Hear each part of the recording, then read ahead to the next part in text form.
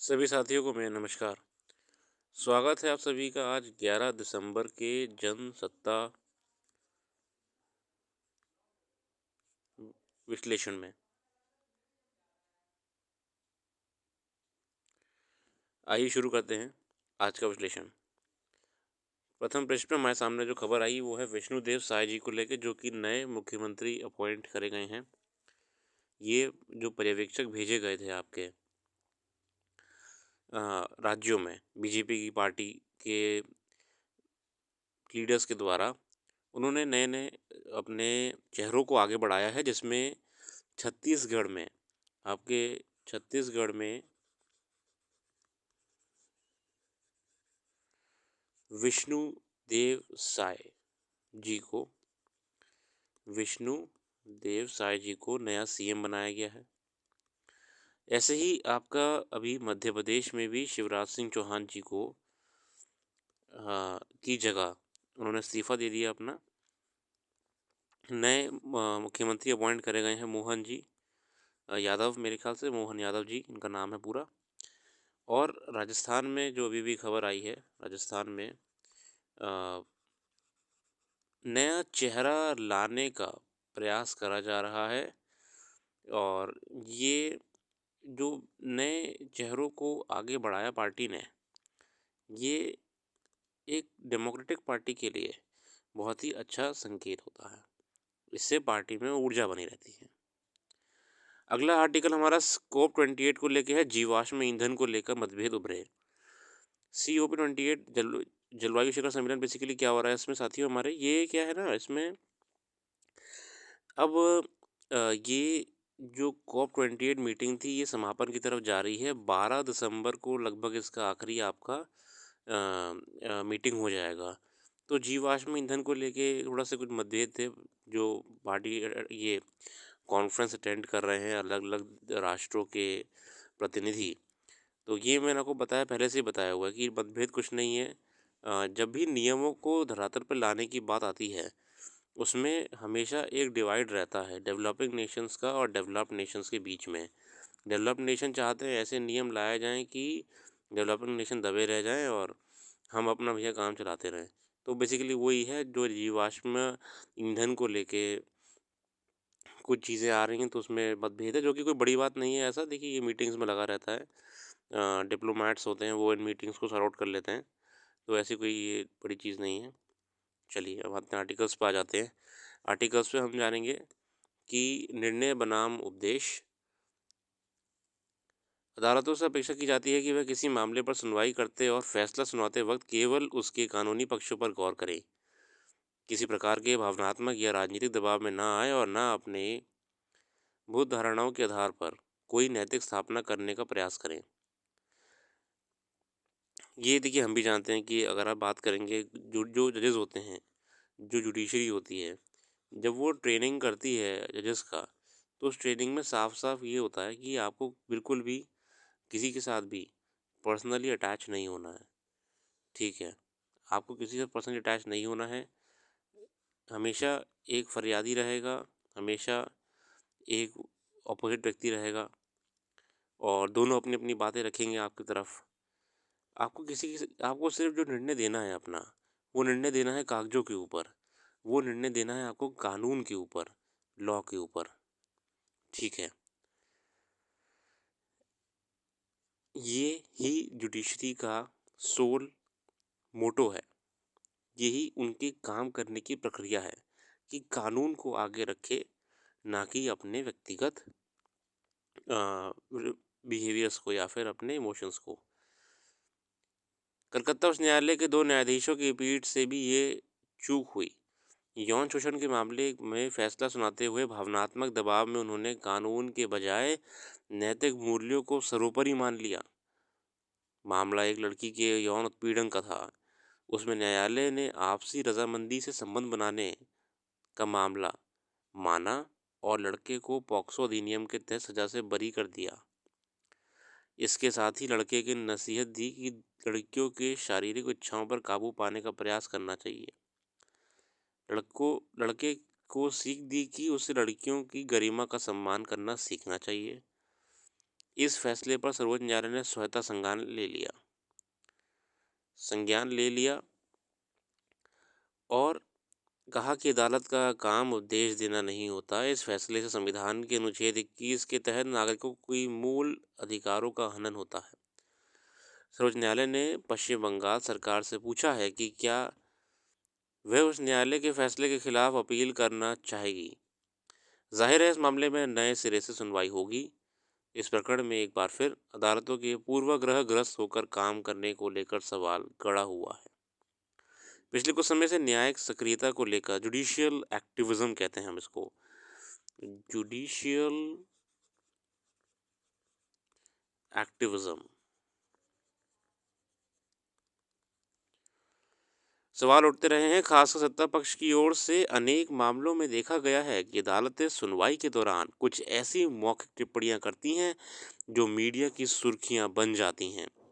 हालांकि उन टिप्पणियों का अंतिम फैसले में कहीं भी उल्लेख नहीं होता, जबकि अदालतों से अपेक्षा की जाती है कि वे अपनी राय या अवलोकन टिप्पणी के रूप में दर्ज करें। देखिए जजेस का क्या होता है, नियम होता है कि वो कोई भी बात कह रहे हैं जजमेंट के रूप में या एक डिसीजन दे रहे हैं तो वो पूरी एंट्री होनी चाहिए जजमेंट ऑर्डर में। अक्सर ये टिप्पणियां इसमें मेंशन नहीं होती हैं, ये एक सलाह के रूप में दे दी जाती हैं, जो कि एक गलत चीज़ भी है। चलिए आगे आते हैं। आधी दुनिया के खिलाफ बढ़ते अपराध। राष्ट्रीय अपराध रिकॉर्ड ब्यूरो यानी एनसीआरबी की नवीनतम रिपोर्ट में एक बार फिर महिलाओं के प्रति बढ़ते अपराधों की चिंताजनक तस्वीर उभरी है। ये असल में मेरे साथियों NCRB national crime records bureau होता है। पूरे भारत में जितने भी थाने हैं, चाहे वो तमिल में हो, मध्य महाराष्ट्र में हो, कहीं भी जितने भी पुलिस स्टेशंस हैं, जितने भी आपके कहीं पे भी क्राइम रिपोर्ट करा जाता है तो वो एक सेंट्रलाइज्ड डेटाबेस में एंट्री हो जाती है उसकी, जिसे एनसीआरबी कहते हैं। अगर आप एक एफआईआर भी लिखवाते हो मान लीजिए यहाँ पे, तो उसका भी डेटा रिकॉर्ड होगा, वो चला जाता है एनसीआरबी के पास। अगर कोई असम में भी एफआईआर लिखी गई है तो उसका भी रिकॉर्ड एनसीआरबी को चला जाएगा। NCRB national crime records bureau है, मतलब कि रिकॉर्ड मेंटेन करती है। ये अपनी एनुअल रिपोर्टें निकालती है। इसने हाल ही में 2022 की रिपोर्ट निकाली। उस रिपोर्ट में चीज़ें पाई गई कि महिलाओं को लेके अपराध बढ़े हैं। जितने केसेस फाइल करे गए हैं, आइए जानते हैं और क्या लिखा है। 4,45,256 मामले दर्ज किए गए हैं, जबकि 2021 में ये आंकड़ा 4,28,000 है। मतलब कि 4,45,000 मामले दर्ज करे गए हैं और कितने जो कभी दर्ज ही हुए होंगे। आंकड़ों में स्पष्ट है कि बेटी बचाओ बेटी पढ़ाओ तथा ऐसे ही कई अन्य नारों के जरिए भले सरकार महिला सशक्तिकरण का कितना ही दम क्यों ना भरे, पर वास्तविकता यही है कि महिलाओं के खिलाफ होने वाले अपराधों में मामले में कोई सुधार नहीं आया है। रिपोर्ट के मुताबिक उत्तर प्रदेश, महाराष्ट्र और राजस्थान में महिलाओं के खिलाफ अपराध सबसे ज़्यादा बढ़े हैं। एनसीआरबी की रिपोर्ट के मुताबिक देश में 2022 में कुल 58,24,946 आपराधिक मामले दर्ज हुए हैं, जिनमें से 4,45,256 महिलाओं के खिलाफ अपराध के हैं। हैरान करने वाली बात है कि महिलाओं पर अपराध के मामले में अधिकतर पति, प्रेमी, रिश्तेदार या कोई अन्य करीबी शख्स ही आरोपी निकला है, मतलब बिल्कुल खास व्यक्ति। इन मामलों में महिलाओं के पति या रिश्तेदारों द्वारा 31.4% फीसद क्रूरैलिटी जिसे हम कहते हैं, ठीक है, और 19.2% अपहरण किडनैपिंग, 18.7% बलात्कार और की कोशिश और 7.1% बलात्कार, मतलब कि रेप। देखिए अब 7.1% केसेस जो हैं वो रेप के फाइल हुए हैं और इनमें से 18.7% जो है वो अटेम्प्ट की है, अटेम्प्ट टू रेप की। क्राइम महिलाओं के प्रति बढ़ा है, ऐसा एनसीआरबी की रिपोर्ट कह रही है। महिलाओं के प्रति अपराध के मामले में देश की राजधानी दिल्ली सबसे आगे है। दिल्ली मतलब नंबर 1 पे है। जहाँ 2022 में महिलाओं के खिलाफ अपराध के 14,247 मामले दर्ज किए गए। यहाँ 2021 में 14,277 और 2020 में 10,093 ऐसे मामले दर्ज हुए थे। अब देखिए 10,000 मामले जो 2020 में दर्ज करे थे, वो 2022 आते आते कितने हो गए हैं? 14,247। कितना कितना अपराध बढ़े हैं दिल्ली में, मतलब कि दिल्ली में डर ही नहीं है कानून, चोरों को, अपराधियों को। दिल्ली और राजस्थान जहाँ महिलाओं के लिए सबसे सुरक्षित राज्य हैं, वहीं दहेज के लिए जान लेने वाले पहले स्थान पर उत्तर प्रदेश है। डाउरी डेथ्स सबसे ज़्यादा उत्तर प्रदेश में है। डाउरी डाउरी डेथ्स, ठीक है। महिलाओं के प्रति बढ़ते अपराधों को लेकर अब सबसे बड़ा सवाल ये है कि तमाम दावों, वादों और नारों के बाद भी आखिर देश में ऐसे अपराधों पर लगाम क्यों नहीं लग पा रही है। जो कि देखिए सही बात भी है कि राष्ट्रीय महिला आयोग के आंकड़ों देखें तो इस साल 19 सितंबर तक ही आयोग में महिलाओं के खिलाफ अपराध की कुल 20,000 मामले, शिकायतें दर्ज की गई हैं। देखिए आप कि राष्ट्रीय महिला आयोग के पास अभी तक 20,000 मामले रिपोर्ट्स आ चुकी हैं, है ना, महिलाओं ने फाइल करी हैं। दिल्ली में निर्भया कांड के बाद महिलाओं के प्रति अपराधों पर लगाम करने के लिए जिस प्रकार कानून सख्त किए गए थे, उससे लग रहा कि समाज में संवेदनशीलता बढ़ेगी और ऐसे कृत्यों में लिप्त असामाजिक तत्वों से की हौसले पस्त होंगे। परिणमना है कि समूचे तंत्र को झकझोर देने वाले ऐसे कई सामने मामले सामने आए हैं। सवाल है कि कानूनों में सख्ती, महिला सुरक्षा के नाम पर कई तरह के कदम उठाने और समाज में आधी दुनिया के आत्मसम्मान को लेकर बढ़ती संवेदनशीलता के बावजूद आखिर ऐसा क्या कारण है कि बलात्कार के मामले हो, छेड़छाड़, मर्यादा हनन या फिर अपहरण, क्रूरता, आदि दुनिया के प्रति अपराधों का सिलसिला थम नहीं रहा। इसका सबसे बड़ा कारण तो यही है कि कड़े कानून के बावजूद असामाजिक तत्वों पर अपेक्षित कड़ी कार्रवाई नहीं होती है। देखिए महिलाओं को लेकर सबसे ज़्यादा जो केस होते हैं वो आपकी पहली बात तो होते हैं हरासमेंट के होते हैं, ठीक है, रेप के होते हैं, अटेम्प्ट के होते हैं, चेन स्नैचिंग के होते हैं, डाउरी के होते हैं। देखो यार, एनसीआरबी ने कहा है कि लगातार हर कैटेगरी में अपराध बढ़े हैं, जो कि ये दर्शा रहा है कि ये अपराध तो वो हैं जो रिकॉर्ड में आ गए हैं। कुछ तो कई बार तो अपराध रिकॉर्ड में ही नहीं आते हैं, थानों में एफआईआर फाइल ही नहीं होती है ना। कितने अनरिकॉर्डेड हैं। ये चिंता का विषय है कि क्या समाज में डर नहीं है कानून का अपराधियों के बीच। आगे आते हैं अपराध और दंड।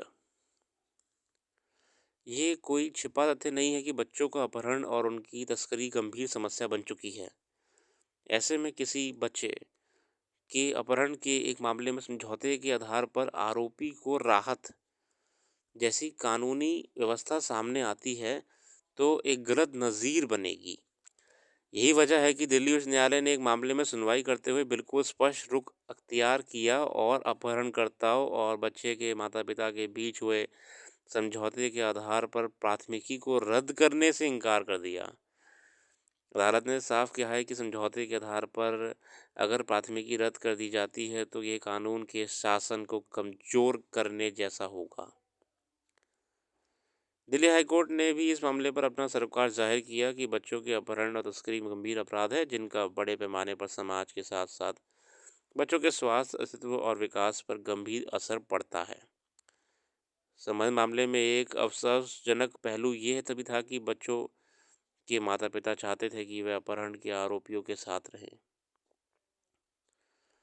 संभव है कि बाद में परिस्थितियों में दोनों पक्षों के बीच सुलह हो गई, मगर तकनीकी रूप में ये मामला बच्चों के अपहरण और तस्करी का ही था और इसके शिकार बच्चों को बेहद त्रास जीवन को गुजरना पड़ता है। सही बात है, कॉम्प्रोमाइज़ कैसे हो जाएगा भैया? क्राइम तो हो गया है, क्राइम तो क्राइम है। चलिए, सड़क हादसों में मरने वालों की संख्या घायलों से भी ज़्यादा है। ये हम जानते हैं कि रोड एक्सीडेंट्स की वजह से अभी हाल ही में नितिन गडकरी जी ने भी कहा है कि गवर्नमेंट का ये प्रयास है कि रोड एक्सीडेंट कम हो। अब एनसीआरबी की रिपोर्ट में भी मेंशन करा हुआ है कि राष्ट्रीय अपराध रिकॉर्ड ब्यूरो के आंकड़ों से पता चलता है कि पड़ोसी राज्य हरियाणा में सड़क दुर्घटनाओं में घायल हुए लोगों की संख्या मृतकों से अधिक रही। पंजाब में 2022 में 6,122 सड़क दुर्घटनाओं में 4,688 लोगों की मौत हुई और 3,372 लोग घायल हुए। इससे पिछले वर्ष 6,000 सड़क दुर्घटनाओं में 4,516 लोगों की मौत हुई थी। मतलब रोड एक्सीडेंट्स भी देखिए लगातार बढ़ रहे हैं महानगरों में भी और अन्य प्रदेशों में भी। तो इसको कंट्रोल कैसे करें? सॉल्यूशन क्या है? पहली बात, रोड साइंस को लगाया जाए जहाँ पे एक्सीडेंट ज़्यादा होते हों कि ये एक्सीडेंट प्रोन एरिया है, ठीक है। अवेयरनेस करी जाए ड्राइवर्स में कि भैया नियमों को फॉलो करिए, धीमी स्पीड में रखिए। गाड़ियों में स्पीड लिमिट करी जाए कंपनी की तरफ से ही कि स्पीड एक सर्टेन से आगे नहीं जाए। दूसरी बात, जितने भी ड्रिंक ड्राइविंग है वो हमें बिल्कुल कानून के तहत सख्ती दिखाई जाए, चेकिंग हो बराबर। पुलिस पेट्रोलिंग कार्स होनी चाहिए हाईवेज़ पे जो ये सुनिश्चित करें कि गाड़ियाँ जो तेज़ चल रही हैं उनका चालान काट दिया जाए। और जितने भी आपके ख़तरनाक टर्न्स हैं रोड पे, जो डेंजरस टर्न्स होते हैं ना, जो कभी कभी दिखते नहीं हैं ड्राइवर्स को भी, तो ये हर बार ड्राइवर की गलती नहीं होती है। कभी कभी कोई टर्न्स ऐसे होते हैं जो दिखते ही नहीं हैं कि भाई यहाँ पे कोई टर्न आ रहा है ऐसा या फिर कुछ है, ठीक है। तो जैसे कि एक रोड मैं आपको बताऊँ, एक हमारे ही शहर में आउटर में थी।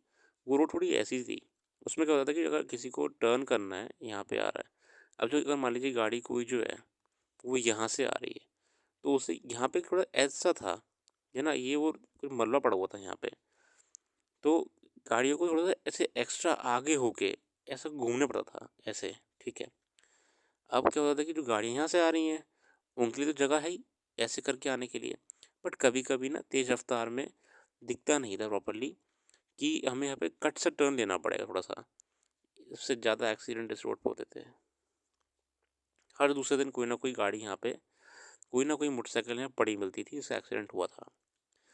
तो यहाँ पे नितिन गडकरी जी ने भी चीज़ को पकड़ा। नितिन गडकरी जी ने हाल ही में एक आपकी एक कॉन्फ्रेंस में कहा था कि जो डिज़ाइन है रोड का, वो जितने भी कॉन्ट्रैक्टर्स हैं, ठेकेदार हैं, जितने भी आर्किटेक्ट्स हैं, प्लीज़ आप उन्हें ड्राइवर फ्रेंडली बनाइए, है ना, ताकि एक्सीडेंट्स कम से कम रहें, ठीक है।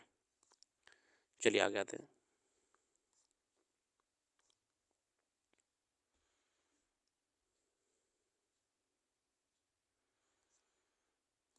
यहाँ पे स्पोर्ट्स की खबरें हैं। अश्विनी और तनीषा ने गुवाहाटी मास्टर्स सुपर 100 खिताब जीता। अश्विनी पोनप्पा और तनीषा क्रोस्ट्रो की भारतीय महिला युगल जोड़ी ने रविवार को यहाँ सुंग शुआओ यून और यू चिन हुई की चीन ताइपी की जोड़ी को सीधे गेम में हराकर गुवाहाटी मास्टर्स बैडमिंटन टूर्नामेंट खिताब जीता है। कौन सा जीता है? गुवाहाटी मास्टर्स। ये साथियों हमको याद रखना पड़ेगा। गुवाहाटी, गुवाहाटी मास्टर्स, ठीक है, गुवाहाटी मास्टर्स।